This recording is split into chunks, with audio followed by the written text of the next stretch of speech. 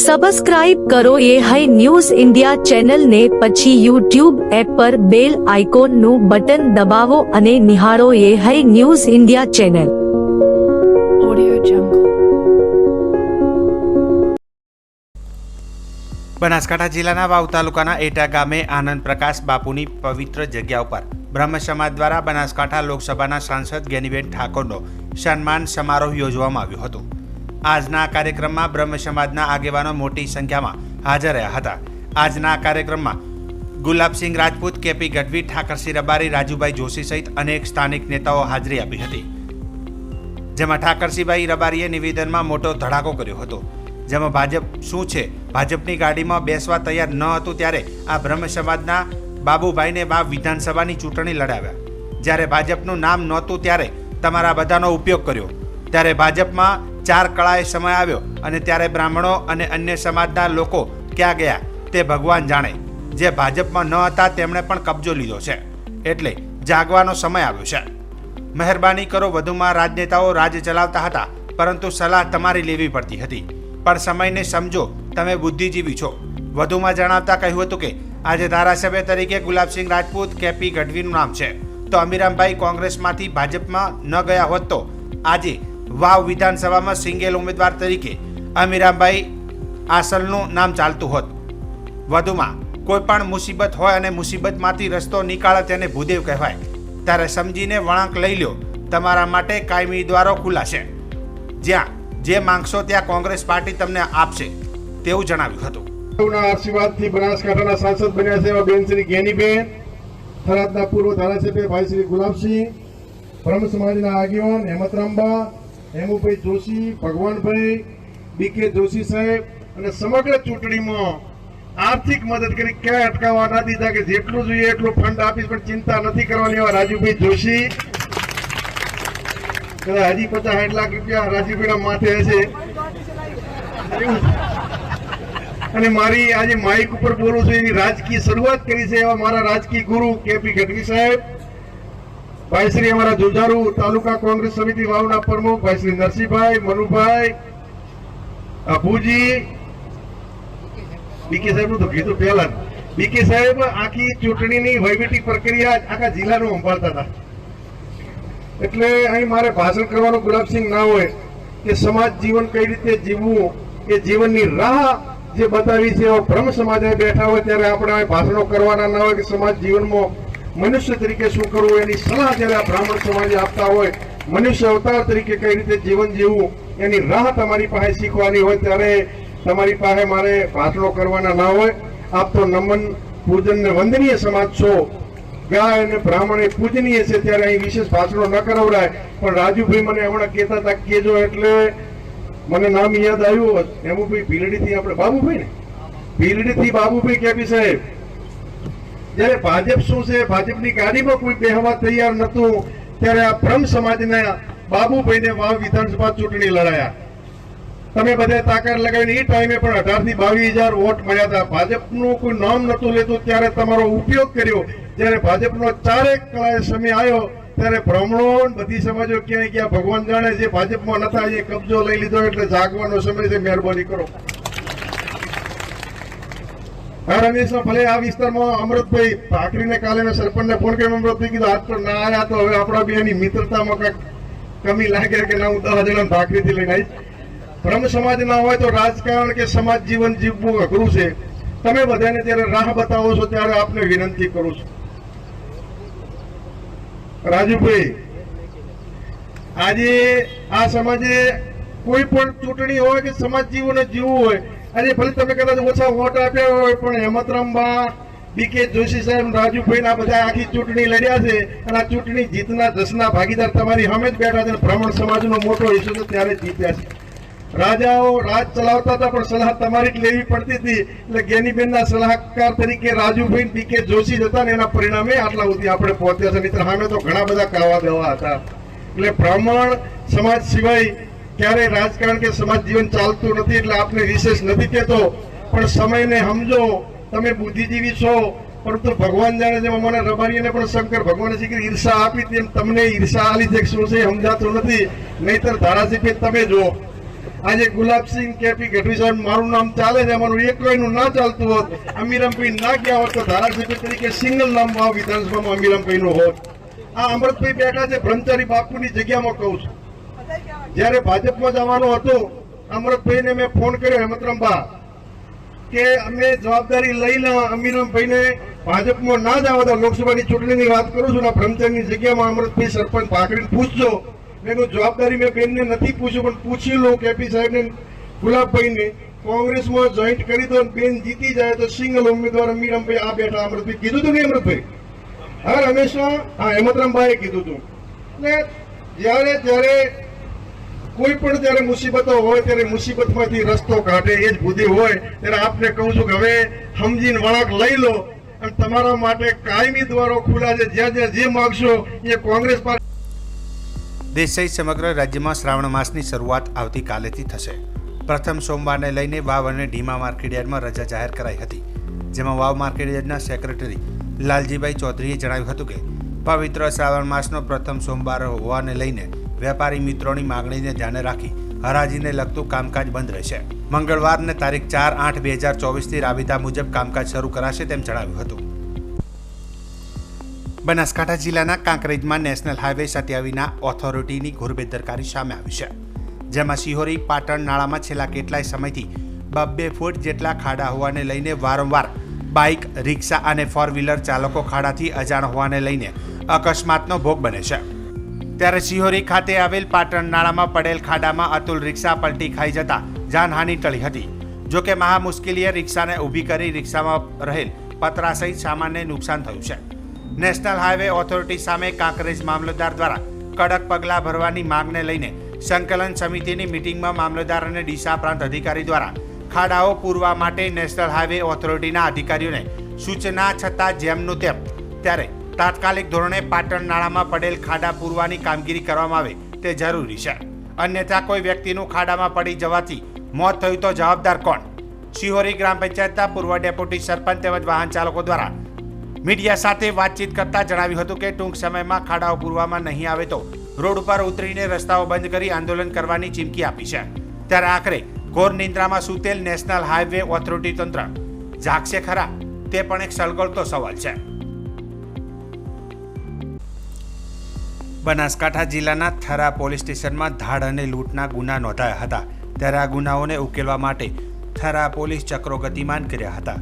બાબર મીઠા ગામનો ભરતજી રતાજી ઠાકોર, કાંકરેજના તેરવાડાના રૂપસીભાઈ તલાજી ઠાકોર, ઊન ગામની સીમમાં રહેતો વિષ્ણુજી લાલજી, ઊન ગામનો ભવન ઉર્ફે ભપ્પો રામજી ઠાકોર, કાંકરેજ સાતલપુરના જજામ તેજમાલ લવિંગજી ઠાકોર, પાટણ અને મીઠા ગામનો બસરામજી તેલાજી ઠાકોરને ઝડપી પાડી અને પોલીસે રોકડ રૂપિયા 14,000 તેમજ 56,500નો મુદ્દામાલ કબજે લઈ કાર્યવાહી હાથ ધરી હતી. અન્ય એક આરોપી કચ્છ જિલ્લાના અંજારનો શખ્સ વમલનાથ બટુકનાથ નાથબાવા ફરાર હોવાથી તેને પકડવા થરા પોલીસે ચક્રો ગતિમાન કર્યા હતા.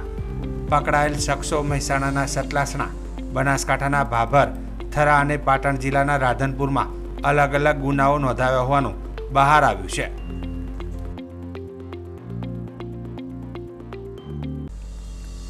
ગુજરાત વિધાનસભાના અધ્યક્ષ શ્રી શંકરભાઈ ચૌધરીના હસ્તે આજે દાંતીવાડાની પીએમ શ્રી જવાહર નર્વોદય વિદ્યાલય ખાતે એક પેડ માં કે નામ અંતર્ગત વૃક્ષારોપણ કાર્યક્રમનું આયોજન કરવામાં આવ્યું હતું. જવાહર નર્વોદય વિદ્યાલય ખાતે આયોજિત આ કાર્યક્રમમાં શાળા કેમ્પસમાં આમંત્રિત મહાનુભાવો અને વિદ્યાર્થીઓ દ્વારા વૃક્ષારોપણ કરવામાં આવ્યું હતું. આજે આ કાર્યક્રમમાં નર્વોદય વિદ્યાલયના પૂર્વ વિદ્યાર્થીઓ પણ ઉપસ્થિત રહ્યા હતા. આ પ્રસંગે અધ્યક્ષ શ્રી શંકરભાઈ ચૌધરીએ ઉપસ્થિત લોકોને સંબોધિત કરતા કહ્યું હતું કે દેશના વડાપ્રધાન નરેન્દ્રભાઈ મોદીએ એક વૃક્ષ માતાના નામે ઉછેરવા આહવાન કર્યું છે. તેમણે વૃક્ષને માતા સાથે જોડી વૃક્ષારોપણના કામને નવી દિશા આપી છે.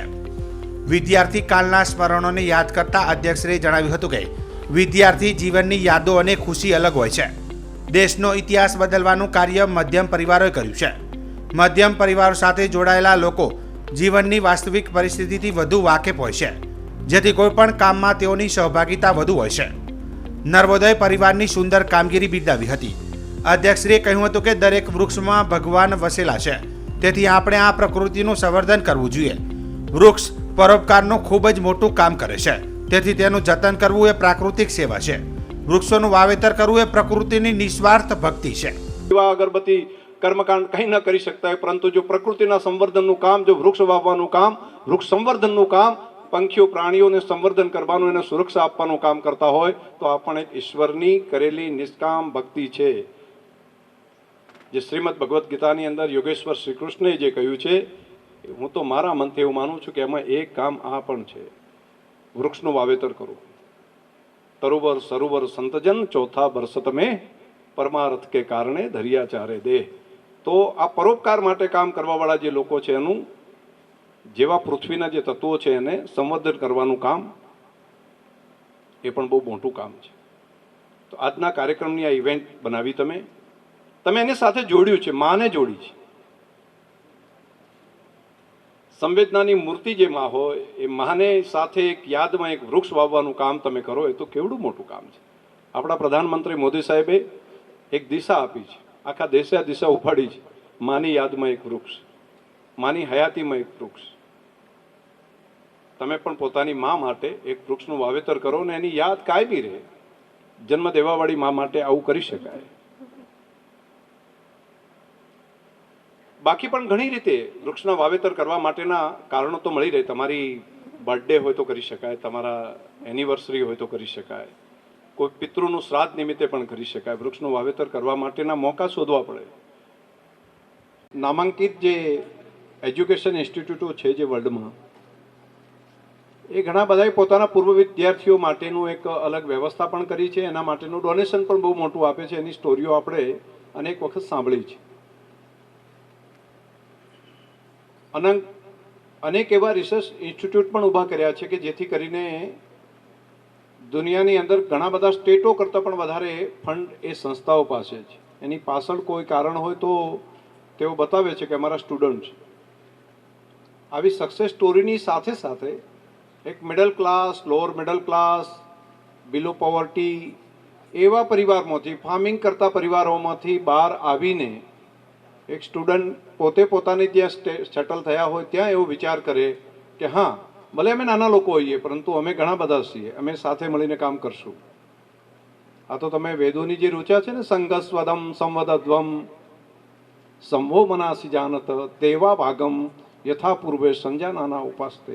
તો વેદની આ રૂચાને અનુરૂપ તમે તો બધા સાથે મળીને કામ કરીશું, એક દિશામાં ચાલીશું, કદમથી કદમ મિલાવીને ચાલશું. તો અદ્ભુત કામ માટે તમને બધાને હૃદયથી અભિનંદન આપું છું.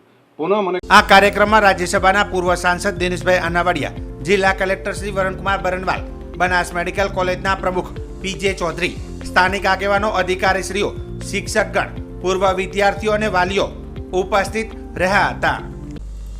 બનાસકાંઠા જિલ્લાના દિયોદરના અવગઢના મેળામાં યુવાન પર હિચકારો હુમલો થયો હોવાની માહિતી મળી રહી છે, જેમાં યુવાન પર હુમલો થતા લોકોમાં દોડધામ મચી હતી.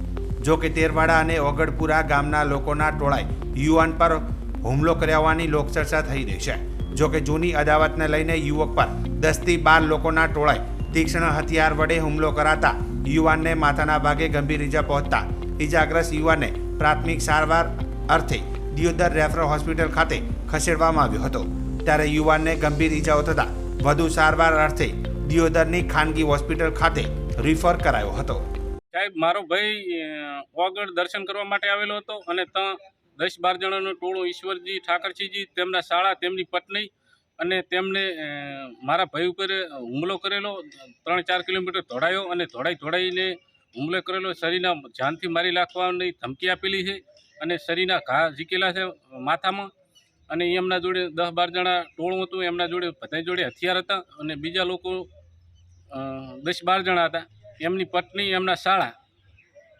અને આગળની ખાલી અમારે જૂની અદાવતને કારણે, બોલાચાલને કારણે હતી, એટલે એમને કારણે એની મારા ભાઈ ઉપર જાનથી મારી નાખવાનો હુમલો કર્યો છે. પોલીસને અમે અમારી વિનંતી છે કે સાચામાં સાચો અમને ન્યાય અપાવે. બનાસકાંઠા જિલ્લાના ધાનેરામાં ફરી એકવાર એલસીબી પોલીસનો સપાટો જોવા મળ્યો હતો. ધાનેરા તાલુકાના નાની ડુગડોલ નજીક બાતમીના આધારે એલસીબી ગાડી પેટ્રોલિંગ કરી રહી હતી. તે દરમિયાન પસાર થતી વેગેનાર ગાડી શંકાસ્પદ જણાતા તેને રોકી, જેમાં વેગેનાર ગાડીમાંથી 1,79,681 રૂપિયાનો દારૂ ઝડપી પાડી ગાડી ચાલક વિક્રમ ચૌધરીની અટકાયત કરી ગાડી સાથે ટોટલ 2,79,681 નો મુદ્દામાલ ઝડપી પાડી કાયદેસરની તપાસ હાથ ધરી હતી. આમ એલસીબી પોલીસ બનાસકાંઠામાં અનેકવાર દારૂ ઝડપી પાડવામાં સફળ થઈ છે.